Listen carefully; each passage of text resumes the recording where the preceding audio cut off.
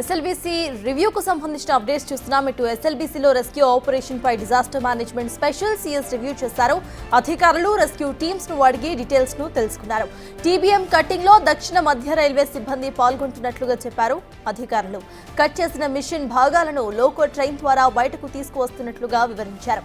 D1, D2 ప్రాంతాల్లోకి మరోసారి cadaver dogs ను తీసుకువెళ్లబోతున్నట్లుగా తెలిపారు. ఇటు డీ వాటరింగ్ నిరంతరంగా కొనసాగుతుందని వివరించారు.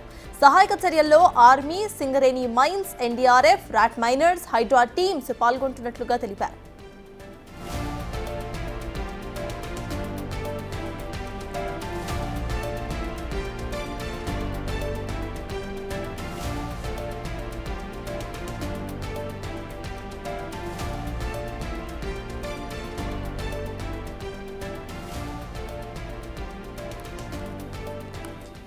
ఎస్ఎల్బీసీలో రెస్క్యూ ఆపరేషన్ పై disaster management special CS review చేశారు. అధికారులు రెస్క్యూ టీమ్స్ ను అడిగి వివరాలను తెలుసుకున్నారు.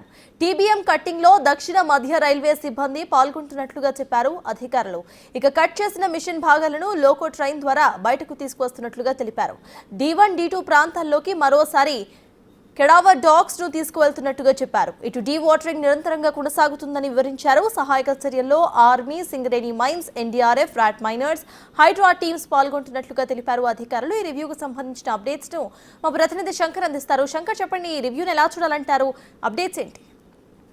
సర్తాజ్, ఎస్ఎల్బీసీ టన్నెల్ దగ్గర 20 రోజు రెస్క్యూ ఆపరేషన్ ముమ్మరంగా కొనసాగుతుంది. ముఖ్యంగా లోపల ఏదైతే టీబీఎం మిషన్ కు సంబంధించినటువంటి శిథిలాలైనటువంటి వాటిని కూడా థర్మల్ కట్టర్, అదేవిధంగా ప్లాస్మా కట్టింగ్ తో మొత్తం వాటిని విడిభాగాలను కట్ చేస్తున్నారు. అవన్నీ కూడా లోకో ట్రైన్ లో బయటికి తీసుకొస్తున్నారు. ఎప్పటికప్పుడు దీని మీద సమావేశాలు నిర్వహిస్తున్నటువంటి పరిస్థితి అక్కడ కనిపిస్తుంది. ఇక ముఖ్యంగా దక్షిణ మధ్య రైల్వేకి సంబంధించినటువంటి వాళ్ళంతా కూడా ఈ టీబీఎం కట్టింగ్ భాగంలో ప్రధాన పాత్ర పోషిస్తున్నటువంటి పరిస్థితి ఇక్కడ కనిపిస్తుంది. ఇక దీనికి సంబంధించి రాష్ట్ర డిజాస్టర్ కు సంబంధించి చీఫ్ అయినటువంటి అరవింద్ కుమార్ సైతం కూడా దీన్ని ఎప్పటికప్పుడు పర్యవేక్షిస్తున్నారు. ముఖ్యంగా నిన్నటి నుంచి కూడా రోబోలను లోపలికి పంపడం, ఒక రోబో లోపలికి వెళ్ళినటువంటి పరిస్థితి అక్కడ కనిపించింది. అక్కడ ఏదైతే ప్రమాదానికి సంబంధించి 50 మీటర్ల ఉన్న ఆ ప్రాంతంలో ఇదంతా కూడా తవ్వకాలు జరుపుతుంది. మట్టి, రాళ్లు, బురదను బయటికి తీసి కన్వేయర్ బెల్ట్ ద్వారా బయటికి పంపించేందుకు కూడా రోబోకు పూర్తిగా ఇన్స్ట్రక్షన్స్ ఇస్తున్నారు. ఇప్పటికీ దీనికి మాస్టర్ రోబో ద్వారా కూడా దీన్ని ఆపరేట్ చేస్తున్నటువంటి పరిస్థితి అక్కడ కనిపిస్తుంది. ఇక రోబోటిక్ డిజాస్టర్ బృందం కూడా దీన్ని దగ్గరుండి పర్యవేక్షిస్తుంది. విజిబుల్ కెమెరాలతో దీన్ని ఎప్పటికప్పుడు క్షుణ్ణంగా పరిశీలిస్తున్నటువంటి పరిస్థితి టన్నెల్ దగ్గర కనిపిస్తుంది. ఇక మనకు ముఖ్యంగా ఎక్కడైతే 50 మీటర్ల ప్రాంతంలో ప్రమాదం జరిగిన 50 మీటర్ల ప్రాంతం దగ్గరికి మనుషులు ఎవరు వెళ్ళలేనటువంటి పరిస్థితి, ఆ ప్రాంతంలో ఈ రోబోలను ఉపయోగిస్తున్నాం. తిరిగి ఈ రోజు కూడా మరికొద్ది రెండు రోబోలను కూడా తీసుకొచ్చే అవకాశాలు కనిపిస్తున్నాయని చెప్పి కూడా ఇక్కడ ఉన్నటువంటి జిల్లా కలెక్టర్ బదావ సంతోష్ చెప్తున్నటువంటి పరిస్థితి కనిపిస్తుంది. ఈ ఓవరాల్ ఎపిసోడ్లంతా కూడా ఖచ్చితంగా వారిని తీసేందుకైతే రాష్ట్ర ప్రభుత్వం సీరియస్ యాక్షన్ తో ముందుకు పోతుంది. ఖచ్చితంగా వారిని ఇప్పటికీ ఒకరి బయటికి తీశారు. వారి కుటుంబానికి 20 లక్షల నష్టపరిహారం ఇచ్చారు. మిగతా 7గురిని కూడా బయటికి తీస్తాము, వారికి సంబంధించినటువంటి మృతదేహాలను వారి కుటుంబ సభ్యులకు అప్పచెప్తామని కూడా ముందుకు వెళ్తుంది. ఇక ఓవరాల్ గా దీంట్లో వచ్చేసి దాదాపు 12 బృందాలతో కూడినటువంటి సభ్యులంతా కూడా పెద్ద ఎత్తున పనిచేస్తున్నారు.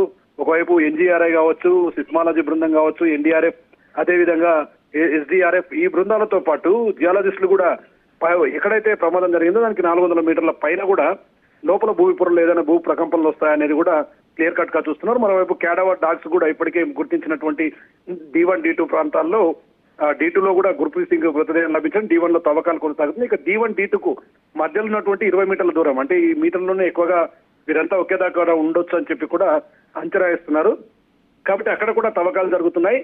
మరో 2-3 సార్లు కూడా క్యాడవర్ డాగ్స్ ను ఈ యొక్క టన్నెల్కి తీసుకుపోవడం, అక్కడ ఎక్కడైతే ఈ క్యాడవర్ డాగ్ ఎక్కువగా సంచరిస్తాయో అక్కడ తిరుగుతూ ఆ ప్రదేశాలను గుర్తించున్నటువంటి పరిస్థితి టన్నెల్ దగ్గర కనిపిస్తుంది. మొత్తంగా తీసుకుంటే మాత్రం ఈ ఎపిసోడ్ దాదాపు 20 రోజులు పూర్తయినా కూడా రాష్ట్ర ప్రభుత్వం ఎక్కడికి కూడా వెనక్కి తగ్గలేదు. ప్రత్యేక బృందాలను రప్పిస్తుంది. ప్రత్యేక బృందాల ద్వారా అక్కడ ఉన్నటువంటి సమీక్షలను, అక్కడ ఉన్నటువంటి పనులను నిత్యం పర్యవేక్షిస్తుంది. ఇక కూలే ప్రాంతాలు ఎక్కడైతే ఈ యొక్క బురదను మట్టి తీసే క్రమంలో ఆ బురద మట్టి కూతుంది, అక్కడ టైగర్ కాక్స్ అని చెప్పి కూడా ఒక కర్రల ద్వారా ఒక నిర్మాణాన్ని చేపట్టారు. ఎందుకంటే తవ్వుతున్నప్పుడు సైడ్ లో ఉన్నటువంటి బురదారాలు కింద పడకుండా ఈ టైగర్ కాక్స్ ద్వారా కూడా అంతా కూడా సపోర్ట్ గా ముందుకు వెళ్తున్నటువంటి పరిస్థితి. మరి 2-3 రోజుల్లో కూడా దీని మీద ఒక స్పష్టత వచ్చే అవకాశం, వారిని ఖచ్చితంగా ఎక్కడైతే D2 ప్రాంతం ఈ మధ్యలో ఉన్నటువంటి 20 మీటర్ల గ్యాప్ లో ఉండొచ్చు అని చెప్పి కూడా అనుమానాలు రేకెత్తుతున్న ఈ క్రమంలో కూడా రెస్క్యూ ఆపరేషన్ అయితే సజావుగా కొనసాగుతుంది. మరి సాయంత్రం లోగా కూడా దీని మీద ఒక స్పష్టమైనటువంటి సమీక్ష సమావేశం నిర్వహించి లోపల జరుగుతున్నాయని బీడీకి చెప్తామని చెప్పి కూడా అధికారులు చెప్తున్నారు. సత్తాజ్. Right, thank you Shankar.